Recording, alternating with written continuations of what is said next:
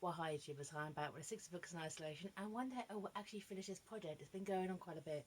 So, anyway, the TV show just ended on Sunday, and it's based also on another TV show which came out 30 years ago, as well as a book which came out in 1959.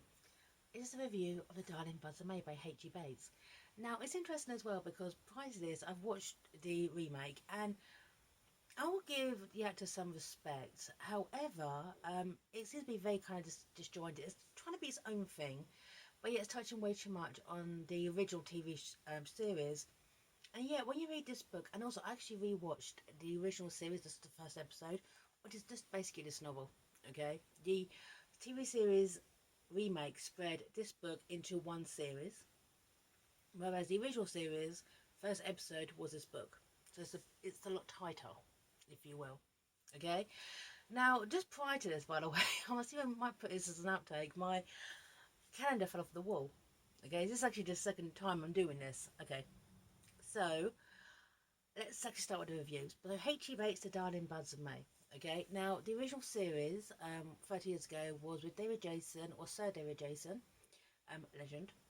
Pam Ferris, who was Miss Trunchbull in Miss Trunchbull in Matilda, and also in Called a Midwife, great actress.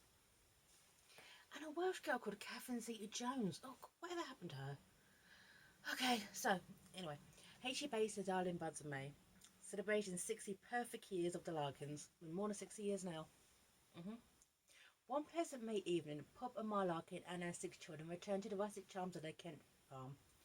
Waiting for them is a young man, Mr. Cedric Charlton, upstanding inspector of taxes, come to discover why they haven't paid any. Yet as junk dealer Pop patiently explains, nothing's ever that simple at the Larkins. Before long his eldest daughter Mariette takes a shine to the young Cedric. She sent him with the delights of country living, the lusty scents of wildflowers, the pleasures of a bottle of dragon's blood, cold cream dibbled over a bowl of strawberries, and the simple sweet song of nightingales. Will Cedric come to his senses, or will he beat a hasty retreat to the office? Okay, so now I actually rewatched the first episode of the original series just to kind of remember how it went, and you forget how dark it is. Basically, 30 years of nostalgia, you actually forget this is a book with quite a few dark undertones. And also, it is quite a scandal. You've got to remember, this book came out in 1959. This is how open. This is page 3. Okay? Right. Here we are. This is where Pop, Ma, Mariette, and the other 5 are on their dress driving back. I suppose she's thinking, Ma said. Thinking? What's she got to think about? She, Mariette, is going to have a baby. Oh, Pop said. Well, it doesn't matter. Perfect. Jolly good. Ma did not seem to unduly worried either. Who is it? Pop said. She can't make up her mind. Right.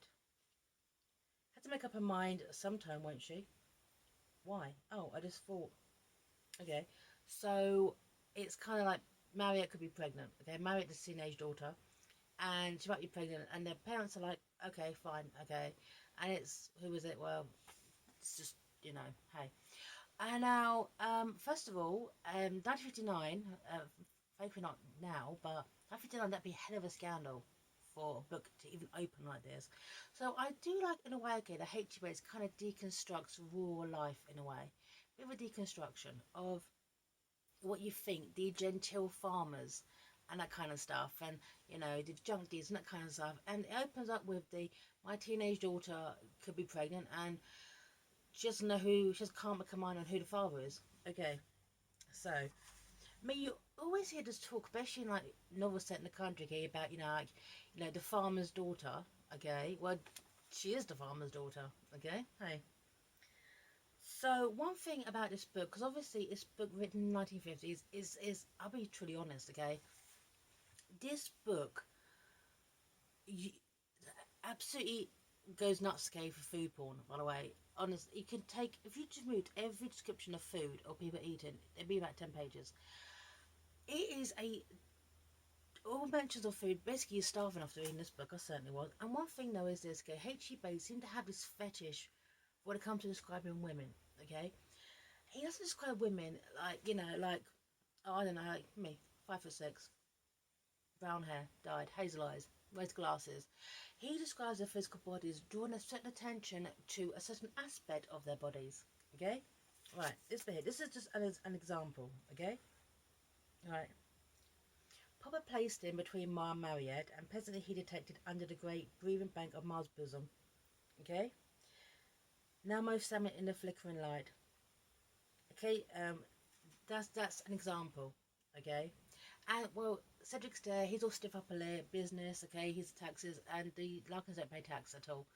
So he's there to find out what's going on, and essentially, okay, right. I personally feel, this is, it feels like the Larkins are sort of on the course of gaslighting Charley or Cedric to stay. Okay, and when I said okay about the way every single man describes women like this is Mr. Charlton, Cedric Charlton. Okay, here's a bit here. Right, Mr. Charlton still standing amazed. This is where Mariette's on a horse. Tender faced, the weighted figure of Mariette stood miraculously framed against piles of junk, rampant nettles, and in the distance, deep strips of bluebells fenced away in the strips of woodland, and flocks of brown marauding hens. Her legs, in pale beige silk stockings, were surprisingly supple and slender, her breasts protruding with grace from soft lime shantung. Okay.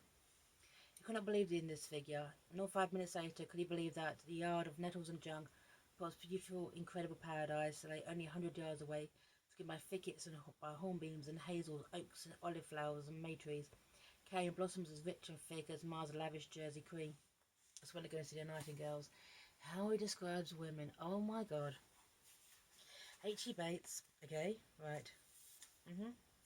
Right. But the fact is, this is only chapter 1, okay? This is in 22 pages.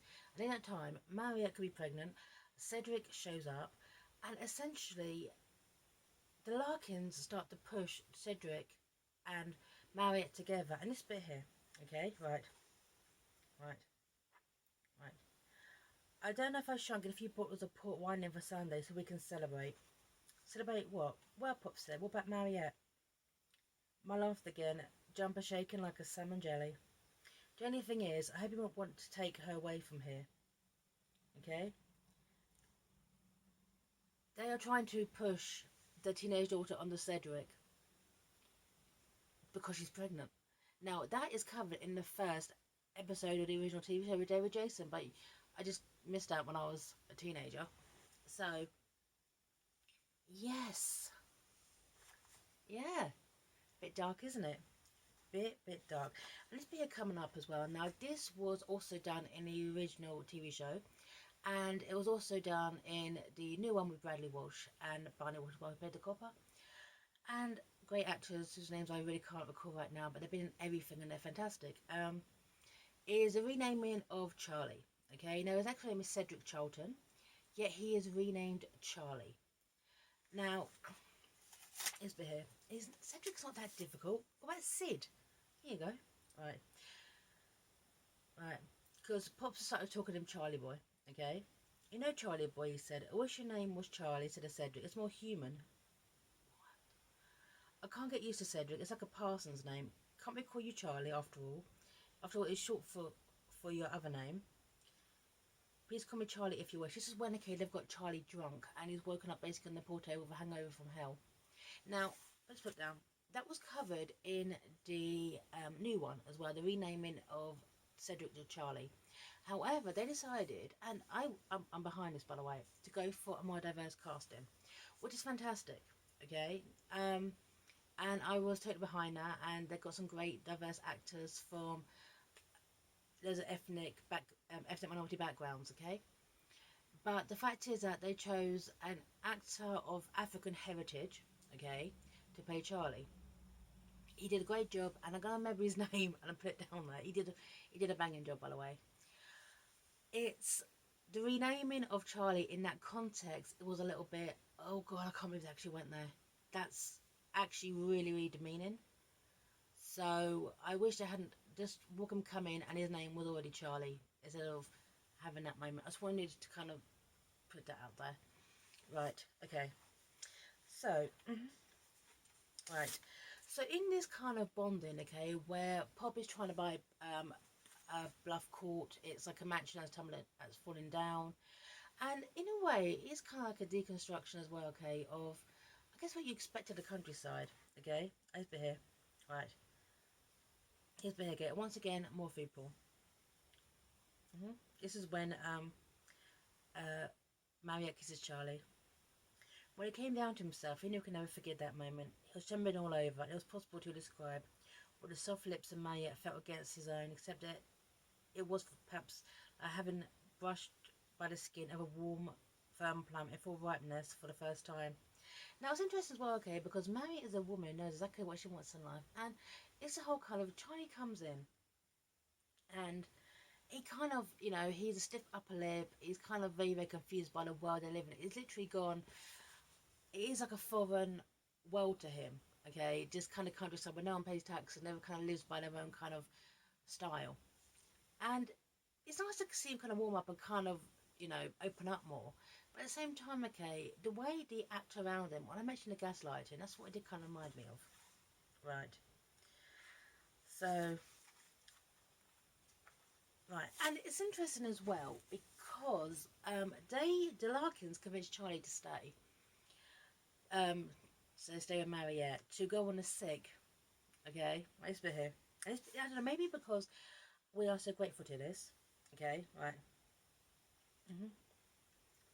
Pop went on to urge Mr. Charlton to use his life and take proper advantage of what he called the National Elf Lark, a service which, after all, Mr. Charlton paid for. Pop was certain Mr. Charlton already paid out millions to this swindle in weekly contributions, must have cost him a fortune in stamps. With Warmth urged Mr. Charlton not to be a mug about it. It was, after all, the state, as stated for the suck. One that goes sick, he urged, and have a bit of fun. Now, the National Health Service, which is, 75, just over 75 years now, the National Health Service. And it is interesting as well, okay, because call it the National Health Lark as well. I mean, God bless the National Health Service, okay, they got me walking again. But it's interesting, okay, National Health Lark, let's go on a sick child, let's go on a sick. It's kind of like how characters which you would not expect to act in a certain way. It's kind of Ma and Pa and Larkins, and this, they're like rebels against the system. They don't pay tax. They're like, sure, go sick because you've paid. I like the fact, okay, Charlie's paid in contributions, but there's no mention, okay, of Pop actually doing it as well, which I thought actually was quite a clever bit of writing, especially for the audience for this time. Pop says to Charlie, you go sick because you pay for the NHS, but as Pop doesn't pay taxes, okay, he's not going to abuse the system, which kind of, I guess in his mind gives him a more kind of sense of nobility, even though it's not a particularly great one. Right. And interesting as well, okay, which is when obviously Pop's trying to get Bluff Court to tear it down, okay, the stately home which is falling into repair with an orangery which doesn't grow oranges. Okay. Now this bit is about Edith Pilchester. Okay, right, here's the here. Pop got home the following evening. He found Miss Pilchester waiting in the yard. Isn't it absolutely ghastly? Right. Pop did not need to ask her what was absolutely ghastly. She did not offer to tell him either. There was no need. Everything Edith Pilchester was always absolutely ghastly. She lived alone and kept a number of laying hens. The hens were also ghastly, and even worse was living alone. Okay? Yeah, but everything Edith Pilchester says is ghastly. If you watch the TV show, it's ghastly. Oh, it's so ghastly. If you played a drinking game, you'll be dead in one episode. Every time you and says, it's ghastly. Okay?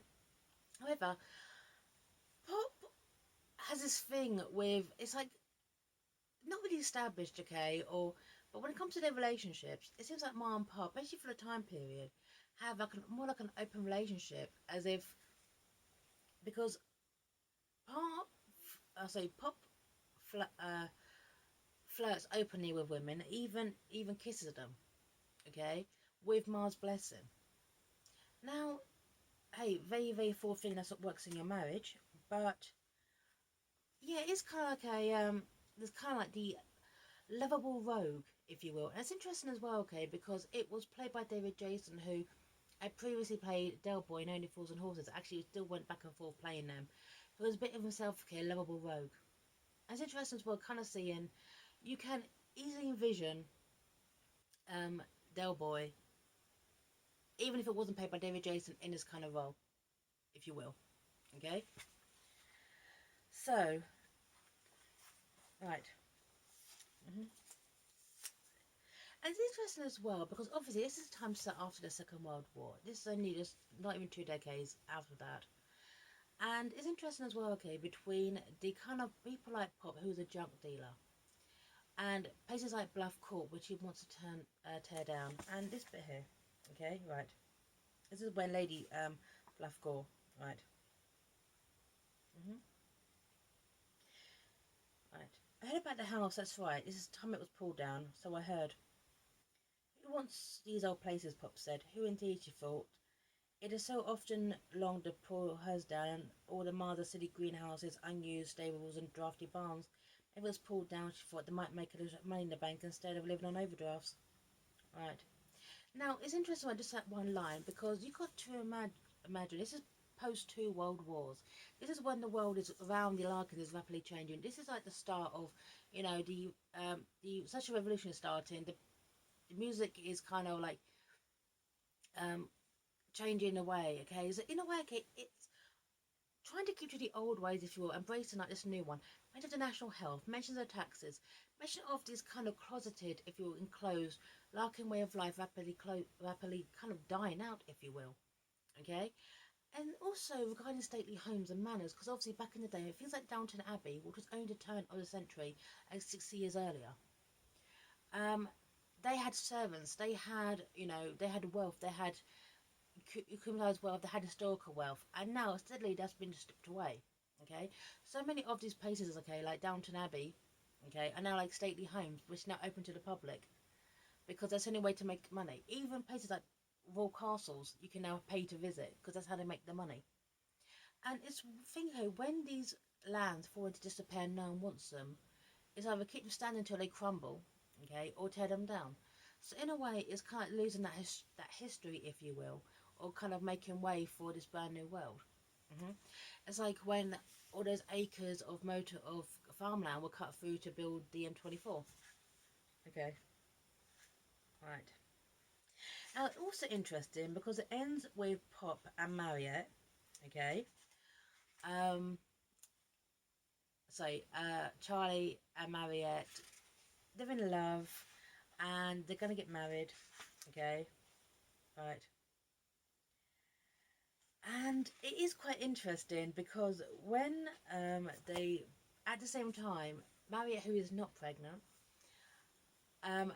Ma and Pa, so I call him Pop Larkin, okay, they are pregnant. And when they mention the names of what they call the baby, the next one, okay, I love this. Rodney gets a mention, and so does Nelson, which just kind of like, I was like, what the hell? Because pretty much only Fools and Horses, okay, it was a show that kind of was the big breakthrough for David Jason. His brother is called Rodney and he lives at Nelson Mandela House. So I thought it was not just a kind of coincidence. I thought I mentioned that.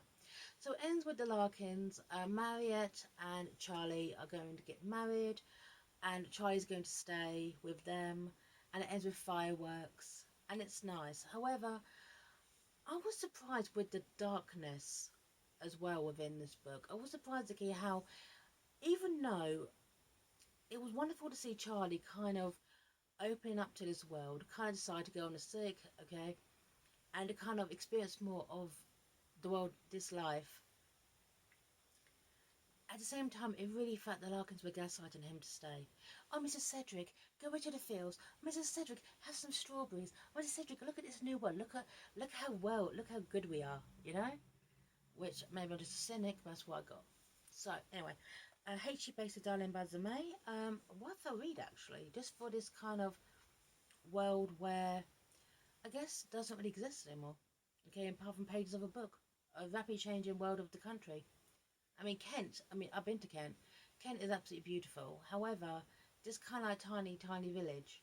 You know, I guess that there's pockets, but Kent's now a busy area. Kent is kind of what they didn't want this to be. Though Kent is very beautiful. Very nice people in Kent. So, Anyway, sign off here. Take care. 60 books in isolation. Bye now.